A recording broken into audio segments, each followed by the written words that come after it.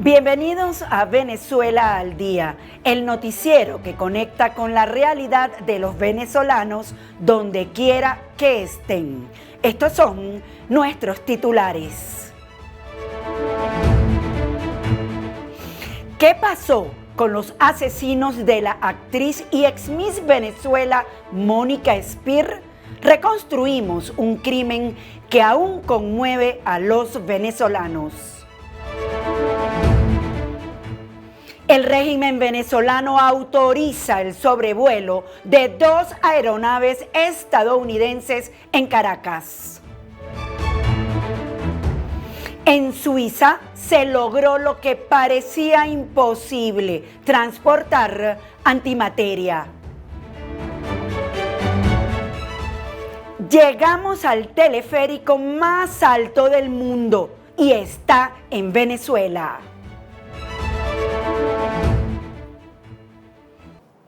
Mónica Spear era una de las actrices más reconocidas de Venezuela.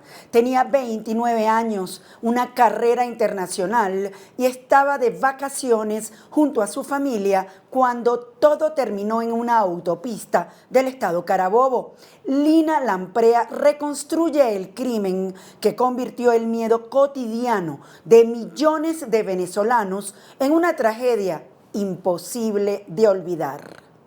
Cada quien tiene su propia personalidad. La noche del 6 de enero de 2014, mientras buena parte de Venezuela regresaba lentamente a la rutina después de las fiestas de Año Nuevo y del Día de Reyes, una noticia comenzó a recorrer el país de manera confusa. Primero, fueron mensajes aislados en redes sociales. Después, reportes de periodistas locales. Más tarde, la confirmación definitiva: Mónica Spear había sido asesinada. Tenía 29 años. Había sido Miss Venezuela, actriz de televisión y una de las figuras más reconocidas del entretenimiento venezolano. Junto a ella también murió Thomas Henry Berry, su ex esposo y padre de su hija. La niña, de apenas 5 años, sobrevivió herida dentro del vehículo. Durante horas, muchos pensaron que se trataba de un rumor. El nombre de Mónica Spear estaba demasiado asociado a otra imagen de Venezuela: la de las novelas, las alfombras rojas, los concursos de belleza y una generación de actrices que crecieron frente a las cámaras. La noticia parecía imposible de conectar con una escena ocurrida en plena autopista Valencia-Puerto Cabello, una vía que durante años había acumulado denuncias por robos y asaltos nocturnos. La muerte de Mónica Spear terminó convirtiéndose en uno de los casos criminales más impactantes en la historia reciente del país. No solo por quién era ella, sino por el momento, el contexto y la forma en la que ocurrió todo.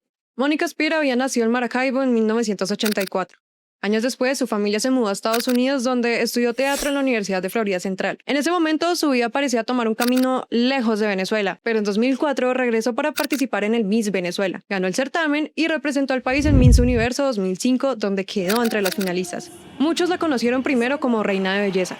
Después llegó la televisión. Participó en producciones como Mi Prima Ciela, Calle Luna, Calle Sol, La Mujer Perfecta, Flor Salvaje y Pasión Prohibida. Con el tiempo logró algo poco común dentro de la industria venezolana: desprenderse de la imagen exclusiva de Miss y consolidarse como actriz. Directores y escritores que trabajaron con ella hablaban de una mujer disciplinada, reservada y muy involucrada en la preparación de sus personajes. Leonardo Padrón contó años después que, durante las grabaciones de La Mujer Perfecta, Mónica buscó apoyo en organizaciones especializadas para entender mejor el síndrome de Asperger, que debía interpretar en pantalla. Ese nivel de preparación hizo que muchos dentro del medio comenzaran a verla de otra manera. Para 2013, su carrera ya tenía proyección internacional gracias a Telemundo.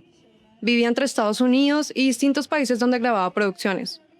Aún así, seguía regresando a Venezuela constantemente. Su entorno decía que mantenía un vínculo fuerte con el país y que disfrutaba recorrerlo. A finales de ese año decidió tomarse un descanso, rechazó nuevos proyectos y comenzó un viaje por Venezuela junto a Thomas Berry y la hija de ambos, Maya. Aunque estaban separados desde 2012, mantenían una relación cercana y compartían tiempo en familia. Las fotografías que publicaban durante esos días mostraban playas, montañas, carreteras y paisajes del interior del país. En varias imágenes aparecía Mónica sonriendo junto a su hija en lugares turísticos.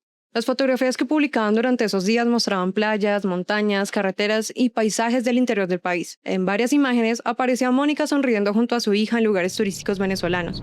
El viaje parecía una pausa tranquila antes de volver al trabajo. Todo terminó la noche del 6 de enero. La familia se desplazaba por la autopista Valencia-Puerto Cabello en el estado de Carabobo. Era una vía importante para conectar el centro del país con la costa, pero también una carretera conocida por los asaltos, especialmente durante la noche. Según las investigaciones, el vehículo sufrió un problema después de atravesar obstáculos colocados sobre el pavimento.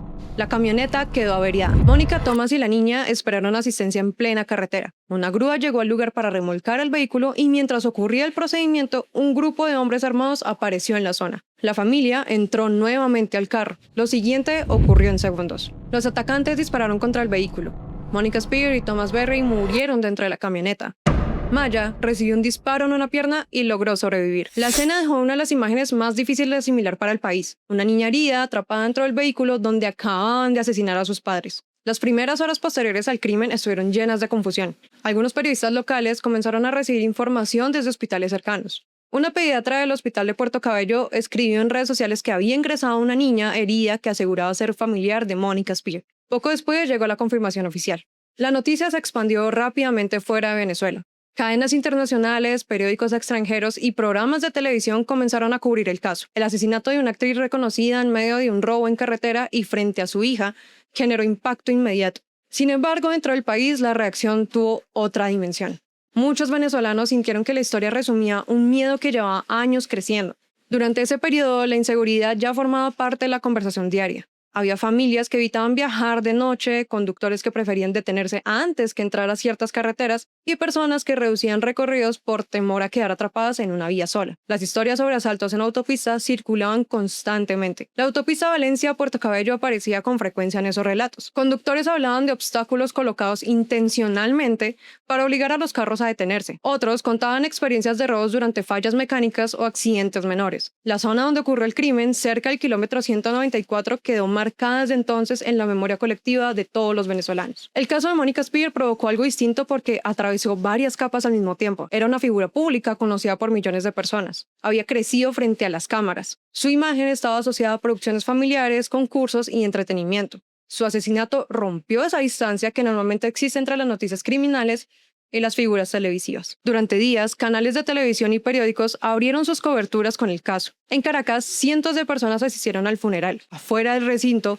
se reunieron seguidores, actores, periodistas y ciudadanos que no conocían personalmente a Mónica, pero que sentían que lo ocurrido decía algo más profundo sobre el país que estaban viviendo. En muchos hogares la conversación era la misma. Si esto le pasó a ella, podía pasarle a cualquiera. Las investigaciones avanzaron rápidamente. En los días siguientes, las autoridades anunciaron varias detenciones relacionadas con el crimen. Entre los capturados había nombres jóvenes y también menores de edad. Parte de los objetos robados a la familia fue recuperado durante los operativos.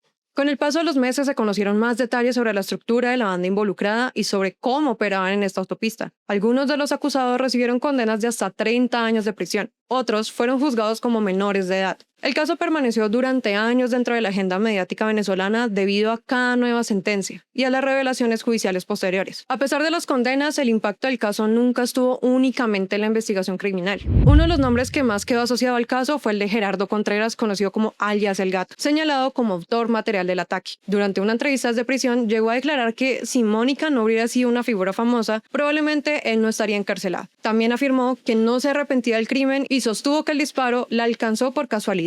Años después, en 2020, murió bajo custodia mientras cumplía condena tras presentar complicaciones de salud asociadas a tuberculosis. La muerte de Monica Spear quedó asociada a una sensación colectiva que ya existía antes del crimen. Para muchas personas, aquel asesinato marcó un punto de quiebre emocional. La violencia dejó de sentirse como una noticia distante o una estadística repetida en titulares. De pronto tenía el rostro de alguien conocido por casi todo el país. Años después, periodistas, escritores y ciudadanos siguen recordando dónde estaban cuando recibieron la noticia. Algunos recuerdan haber visto el reporte en televisión antes de dormir. Otros hablan de las llamadas familiares en la madrugada. También hay quienes recuerdan la incredulidad inicial. Esa sensación de pensar que debía tratarse de información falsa porque resultaba imposible pensar que Monica Spear había sido asesinada.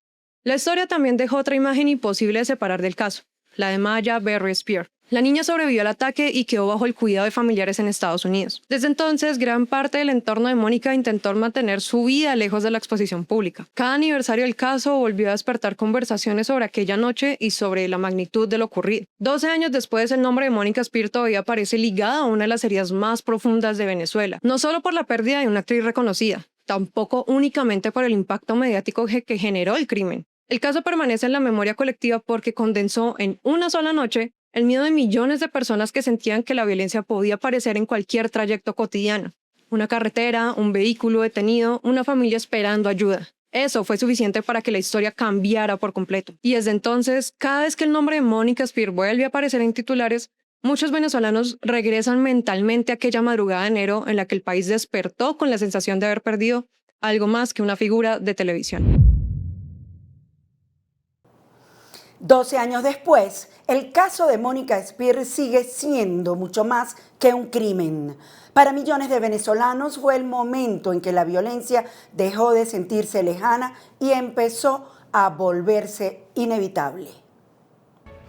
Estados Unidos volverá a sobrevolar Caracas, pero esta vez con una histórica autorización del gobierno venezolano. Venezuela confirmó que permitió un simulacro de evacuación en la embajada estadounidense, una operación que incluirá el aterrizaje de aeronaves norteamericanas en plena capital venezolana. La decisión llama la atención porque ocurre apenas meses después de la incursión aérea estadounidense que buscó capturar a Nicolás Maduro y que desató momentos de tensión y pánico en Caracas. El canciller Iván Gil afirmó que Venezuela autorizó la realización de un simulacro de evacuación. Según las autoridades, 2 aeronaves estadounidenses realizarán sobrevuelos controlados y aterrizarán dentro de las instalaciones diplomáticas este sábado 23 de mayo. El hecho refleja el nuevo acercamiento entre Caracas y Washington, que restablecieron relaciones diplomáticas en marzo, tras más de 7 años de ruptura. Pero, por otro lado, la decisión ha generado polémica. Algunos analistas internacionales aseguran que esto refleja el poder del país norteamericano sobre Venezuela. Después de pasar más de 2 décadas tras las rejas, 3 exfuncionarios de la Policía Metropolitana volvieron a ver la calle en libertad. Su salida de prisión revive uno de los casos más polémicos y debatidos de la historia reciente de Venezuela. Héctor Robaín, Erasmo Bolívar y Luis Molina fueron excarcelados desde la cárcel Fénix en el estado Lara, donde permanecían recluidos desde hace varios años. Los 3 fueron detenidos en 2003 y posteriormente condenados a 30 años de prisión por los hechos ocurridos durante el 11 de abril de 2002 en los sucesos de Puente Llaguno, uno de los episodios más polémicos y divisivos de la historia reciente de Venezuela. Durante más de 2 décadas, organizaciones de derechos humanos y dirigentes opositores denunciaron irregularidades en el proceso y los consideraron presos políticos. La excarcelación forma parte de un grupo de liberaciones anunciados por el presidente de la Asamblea Nacional, Jorge Rodríguez, bajo supuestas medidas humanitarias. Sin embargo, los exfuncionarios aún deberán presentarse ante tribunales como parte de las condiciones impuestas para su libertad. Para muchos, la imagen de estos hombres saliendo de prisión no solo marca el fin de un encierro de 23 años, sino también un nuevo capítulo en una historia que sigue generando debate dentro y fuera de Venezuela. De acuerdo con Foro Penal, desde enero, cerca de 800 personas han sido excarceladas, aunque cientos continúan detenidas por motivos políticos. La ley de amnistía, promovida por Delcy Rodríguez tras asumir el poder luego de la caída de Nicolás Maduro, cubre parte de los casos políticos ocurridos durante los últimos 27 años del chavismo, pero deja fuera acusaciones relacionadas con presuntos golpes de Estado e intentos de magnicidio.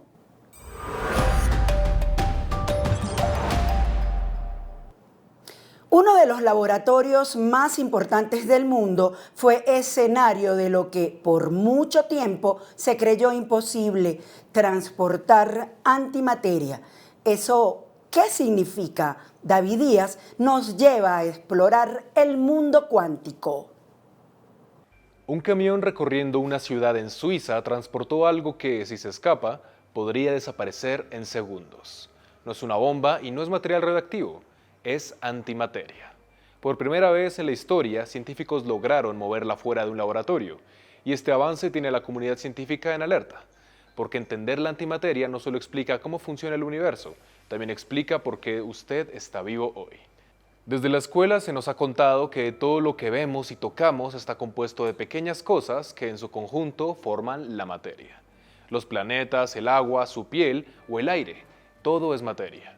Pero lo que muchos no saben es que en 1928 todo se puso de cabeza cuando un hombre extremadamente introvertido cambió sin querer la historia de la humanidad. Paul Dirac, un brillante físico inglés, estaba tratando de entender el último descubrimiento de la física cuántica. Su objetivo era unirla a la otra teoría famosa de la época, la teoría de la relatividad de Albert Einstein. De lograrlo, su nombre quedaría inmortalizado entre los más grandes de la ciencia. Dirac era un tipo extraño. Su comportamiento tímido rayaba en el autismo y mucha gente lo tenía como un bicho raro, pero su obsesión era inmensa. Después de durar meses escribiendo fórmulas matemáticas en su laboratorio, dio con una ecuación que, en teoría, lograba explicar el funcionamiento de parte de la física de partículas. Esta ecuación describe el comportamiento de una partícula llamada electrón, pero tenía algo extraño. Los números demostraban la existencia del electrón y de una versión opuesta de este, un antielectrón. Este antielectrón era como ver un reflejo a la inversa del electrón, como los gemelos malvados de las series infantiles. Lo que Dirac estaba viendo era algo loquísimo, pero posible. Las matemáticas permiten la existencia del antielectrón, pero ¿también lo haría la naturaleza? Dirac no tenía forma de comprobarlo. Si esta antimateria existía, al entrar en contacto con cualquier cosa hecha de materia normal, se destruiría. Tenía que ser así, por lo cual era imposible de demostrar. Así pues, la idea quedó en el aire como una curiosidad científica, pero la historia daría una sorpresa más. Tan solo 4 años después, Carl Anderson, otro brillante físico, estaba estudiando rayos cósmicos usando una cámara de niebla, un dispositivo que permitía ver el rastro de partículas. Básicamente observaba líneas y curvas en una especie de niebla y trataba de deducir qué partículas habían pasado por ahí. Es como buscar autos en la calle solo viendo las marcas que los dejan los neumáticos. Un día Anderson ve algo raro, una traza que parecía la de un electrón, pero con un comportamiento que no cuadraba. Cuando las partículas cargadas pasaban por un campo magnético, su trayectoria se curva en una dirección específica dependiendo de su carga. Pues bien, esta partícula se curvaba al revés. No era un error de medición, no era ruido, era constante. Anderson repitió el experimento, revisó todo y llegó a una conclusión, que en ese momento debió sentirse como un golpe en la mesa. Había encontrado una antipartícula. Sin proponérselo, había confirmado la predicción de Dirac. La antimateria era algo real y no una simple curiosidad teórica. Pero eso dejaba muchas preguntas. ¿Cómo funciona? ¿Cómo es que pudo verse si debió destruirse al entrar en contacto con la materia normal? Y si nuestro universo permite la creación de antimateria, ¿por qué casi todo es materia normal? Para responder todas esas dudas es necesario entrar en el mundo de la física de partículas y explorar nuestro universo. Por eso hemos contactado con el astrofísico Santiago Vargas de la Universidad Nacional de Colombia, quien nos lo explica. Podríamos decir que la antimateria es en esencia un reflejo de la materia, es decir, cada partícula que conocemos tiene una contraparte con la misma masa pero con carga eléctrica opuesta. Por ejemplo, el electrón, que tiene carga negativa, tiene su antipartícula, que es el protón, que es exactamente igual pero con carga positiva. La antimateria fue encontrada de hecho en la teoría en 1928 y posteriormente se descubrió en experimentos, eso fue en 1932. Ahora bien, cuando una partícula y una antipartícula se encuentran, ocurrió un proceso que se llama aniquilación. Ambas partículas desaparecen y la masa que pertenecía a ambas partículas se transforma en energía, generalmente en alta energía, en rayos gamma. Esto está descrito muy bien por la famosísima ecuación de Albert Einstein, E igual a mc cuadrado. La materia y la energía son análogas.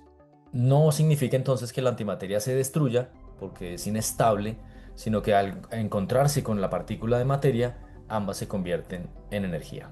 Esa es de hecho una de las grandes preguntas de la física actual, de la física moderna.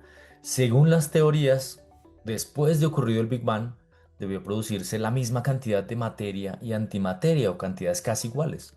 Sin embargo, hoy, al estudiar el universo, observamos que está dominado por la materia. Esto nos indica o sugiere al menos que ocurrió una asimetría en la cantidad de materia y antimateria con un exceso final de la materia, y eso debió ocurrir en los primeros instantes del universo. Ese pequeño desequilibrio es de hecho el que permitió que después de una aniquilación masiva de materia y antimateria, finalmente quedara un universo dominado por materia, que es la que conforma las estrellas, los planetas y nosotros mismos.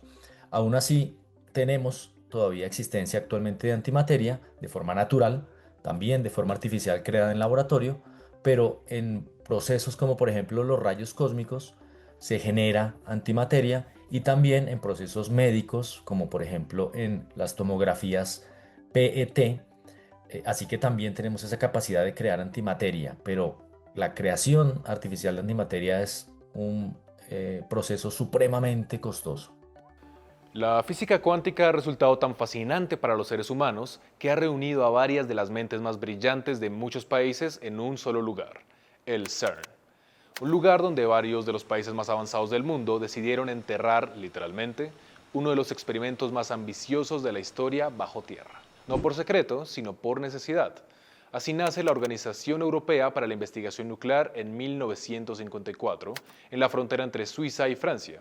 Es un laboratorio gigante creado después de la Segunda Guerra Mundial con una idea bastante elegante: reconstruir la ciencia europea y de paso evitar que el conocimiento terminara otra vez convertido en armas.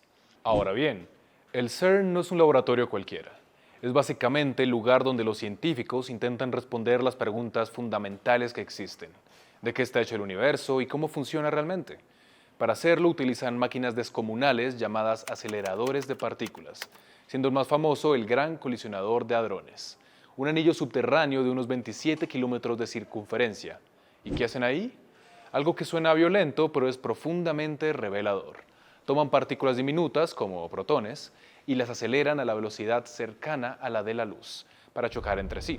En esos choques se liberan condiciones similares a las que existían justo después del Big Bang. Es decir, por unos instantes, recrean el origen del universo en miniatura. ¿La razón? Cuando esas partículas colisionan, se rompen y dejan ver lo que hay dentro, como si usted desmontara un reloj para entender cómo funciona. Gracias a eso, el CERN ha logrado descubrimientos clave, como el bosón de Higgs en 2012, una partícula que ayuda a explicar por qué la materia tiene masa. Sin ese hallazgo, nuestro modelo actual del universo estaría incompleto, y sí, allí se trabaja también con antimateria. En el CERN, la materia se produce en la aceleración de las partículas y a través de choques. Por ejemplo, se generan antiprotones al hacer chocar protones con un blanco, y luego estos antiprotones se desaceleran y se combinan con positrones para formar átomos de antihidrógeno. El gran desafío es almacenar la antimateria sin que toque la materia, porque de otra manera se aniquilaría inmediatamente. Para lograr esto se utilizan comúnmente trampas electromagnéticas, algunas llamadas trampas de Penning o de tipo magnético, donde las partículas cargadas se mantienen suspendidas en un vacío extremo y nunca entran en contacto con las paredes de materia. Esto permite estudiar las propiedades fundamentales de la materia y si responde igual a la gravedad, por ejemplo, que la materia, o si existen, por ejemplo, diferencias que expliquen ese desequilibrio entre materia y antimateria en el universo. Recientemente, experimentos en el CERN lograron transportar antimateria, en particular antiprotones, fuera de la zona donde se producen, donde son creados. Para ello se utilizaron dispositivos portátiles, esas trampas, para capturar la antimateria a través de campos electromagnéticos muy fuertes, mantenerla aislada en el vacío y luego poder trasladarla físicamente a otro sitio sin que se aniquile. Es un logro muy importante porque abre una posibilidad de nuevos experimentos más flexibles fuera de las instalaciones principales donde se creó esa antimateria para estudiar, por ejemplo, antimateria con equipos más robustos, más especializados o en condiciones específicas y diferentes. En cuanto al desarrollo tecnológico, es importante para futuros desarrollos en donde se utilice la manipulación controlada de esta materia para aplicaciones en física fundamental o en física aplicada, en particular en medicina, o incluso también para el almacenamiento de energía, aunque seguramente tardaremos mucho más en dominar este campo. Este avance marca un punto de inflexión silencioso pero profundo. Por primera vez, la antimateria deja de estar confinada a un solo laboratorio y abre la puerta a que más países y equipos científicos puedan estudiarla de cerca. En un campo donde cada dato es escaso y valioso, ampliar el acceso no es menor. Significa también acelerar el conocimiento. Aún así, estamos lejos de entender todas sus implicaciones. La antimateria sigue siendo uno de los grandes misterios del universo y, al mismo tiempo, una prueba de hasta dónde ha llegado la ciencia. Porque mientras más descubrimos, más evidente se vuelve todo lo que aún no sabemos.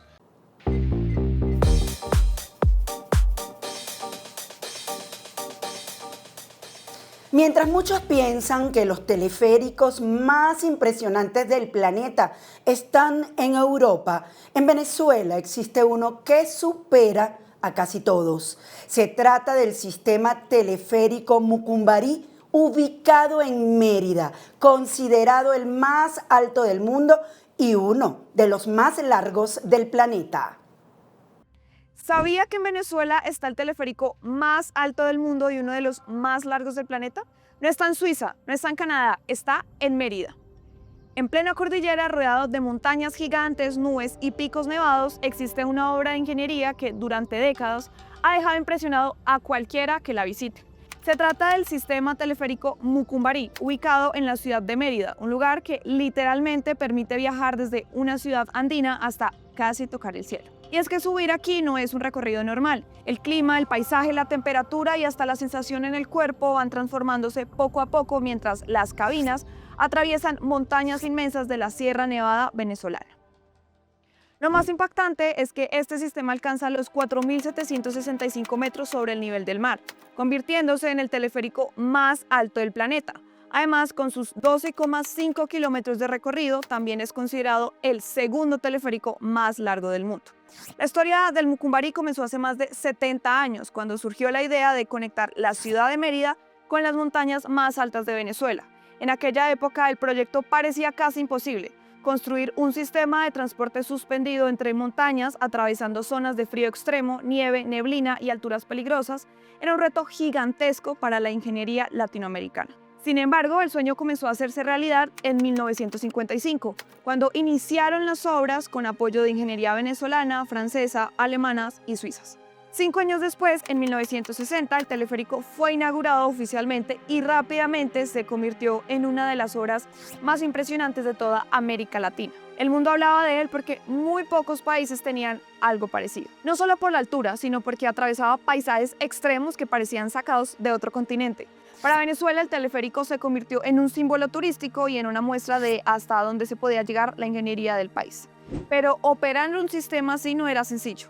Durante décadas estuvo funcionando en condiciones extremas: fuertes vientos, hielo, lluvias, temperaturas congeladas y cambios bruscos de clima.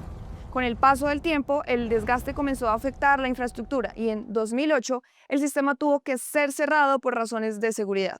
Durante años, muchos pensaron que el teleférico jamás volvería a funcionar. Entonces comenzó una de las remodelaciones más grandes de su historia. El sistema fue completamente modernizado, cambiando cabinas, estaciones y gran parte de la tecnología utilizada. Finalmente, en 2016, renació oficialmente bajo el nombre de Sistema Teleférico Mucumbarí, un término indígena que significa el lugar donde duerme el sol. Desde entonces volvió a convertirse en uno de los lugares más impresionantes de Venezuela. El recorrido comienza en la estación Barinitas, ubicada a unos 1.577 metros de altura. Al principio, el paisaje luce como una típica ciudad andina: montañas verdes, clima fresco y vegetación abundante. Pero a medida que el teleférico avanza, todo empieza a cambiar. Aparecen enormes barrancos, neblina espesa y paisajes cada vez más fríos. Luego llegan los frailejones, esas plantas gigantes típicas de los páramos venezolanos. Y finalmente aparecen las montañas rocosas y el aire helado de las alturas extremas. El sistema está dividido en 5 estaciones: Barinitas, La Montaña, La Guada, Loma Redonda y finalmente Pico Espejo. Cada una tiene un paisaje completamente distinto, casi como si el visitante estuviera viajando por diferentes mundos en un mismo trayecto. Y mientras más arriba se llega, más impresionante se vuelve la vista. Pero el momento más impactante ocurre al llegar al Pico Espejo. Allí, a 4.765 metros sobre el nivel del mar, la sensación es completamente diferente. El aire es mucho más frío y delgado, las montañas parecen gigantes infinitos y las nubes quedan literalmente por debajo de los visitantes. Desde ese punto se pueden observar enormes paisajes de la Sierra Nevada venezolana, lagunas andinas y varios de los picos más importantes del país. Muy cerca también se encuentra el Pico Bolívar, la montaña más alta de Venezuela. Lo que hace tan especial al Mucumbarí es que muy pocos teleféricos en el mundo logran combinar altura con un recorrido tan largo. Existen sistemas famosos como en Suiza, Francia, Canadá o en los Alpes, pero muchos de ellos no alcanzan la altitud del teleférico venezolano. Por eso, durante años, el Mucumbarí ha sido reconocido internacionalmente como una de las obras de ingeniería turística más impresionantes del planeta.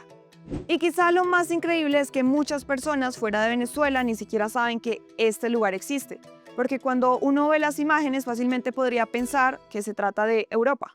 Montañas nevadas, estaciones suspendidas entre nubes y paisajes que parecen irreales. Pero todo esto está en Venezuela, en medio de los Andes venezolanos. El sistema teleférico Mucumbarí no es solamente una atracción turística, también es parte de la historia moderna del país. Un símbolo de Mérida y una de esas obras que demuestran que Venezuela tiene lugares capaces de sorprender el mundo entero. Porque sí, el teleférico más alto del planeta está en Venezuela, y muy pocos lo saben. Y para los interesados, el boleto general para el teleférico de Mérida tiene un costo de $20 para nacionales y $40 para extranjeros. Y con este viaje por las nubes terminamos por hoy Venezuela al Día. Recuerden suscribirse a nuestro canal en YouTube Venezuela al Día Oficial para seguir conectados con Venezuela en el mundo. También nos encuentran en Facebook, Instagram y TikTok. Hasta una próxima emisión.